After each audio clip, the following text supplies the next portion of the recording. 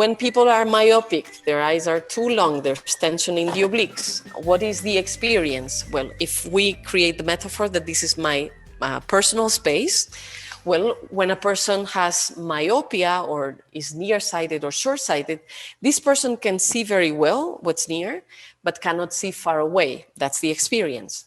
So if we take energy as a metaphor, what are they doing? Well, they're keeping the energy for themselves. They're retrieving, they're retiring from a world that seems threatening. They are afraid of the world. They are afraid of the future. That's fear, insecurity and fear is the most common and dominant emotion behind myopia, behind being nearsighted or short-sighted. And myopia usually happens in childhood when we are still growing and strengthening our personality. And if there's changes during those times when we don't feel strong enough, then myopia could be a reaction to that.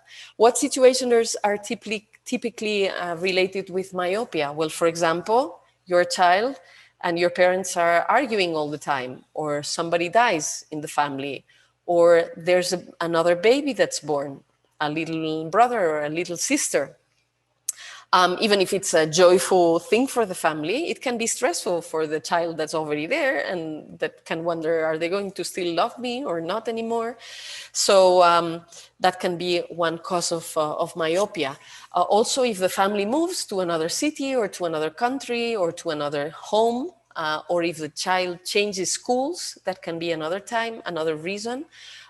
To have myopia start, or when school cycles end and start again. Every time there's a change of the school cycle, that's a moment when myopia starts. But also when people start university, there's a change that's more demanding, and it adds to the fact that usually there's also more work with the eyes very near, like reading much more, with the stress and the pressure of having to be successful at the university. Some people get myopia when they finish the university and they start their first job. Yeah. Well, again, a moment when they have to prove themselves. Oh, and I forgot, some people get myopia when they start in the teenage years, in the adolescence, in the puberty, when they start all the changes with the hormones and they start becoming eventually sexually attractive or even active, who knows. But anyway, they start to have to deal with all these politics of, does he like me, do I like her? And for some people, this is challenging, adding that layer to relationships, yeah? And another moment that's very typical for people to start having myopia is for women when they are pregnant, when they give birth. It's more common with the first child, but it can happen with other children in the sequence. And we can understand also that having a child, it's a very big status for a woman, a status change for a woman, and there can be a lot of uncertainty and fear around it. So the main emotion behind myopia is insecurity, fear of the future. So when people develop myopia, when they develop being short-sighted, the mantra is everything's fine, everything's going to be all right, I can trust myself, I can trust life, yeah? The idea is to feel secure, to feel safe, and to trust yourself and trust life, and only consider whatever's happening now, because often people with myopia, because they're afraid of the future, they start being really controlling. They want to plan everything out. Like if they start imagining thousands of possible horrible futures and they want to prepare for all the horrible possibilities. So they go into a lot of mental activity to try to plan all the possibilities that could happen. And that's extremely tiring because there's only one future. And you needn't prepare for 1,000 possible futures. That's a lot of work. There's only one future, and you don't know which one it's going to be until it's close to the present. Yeah.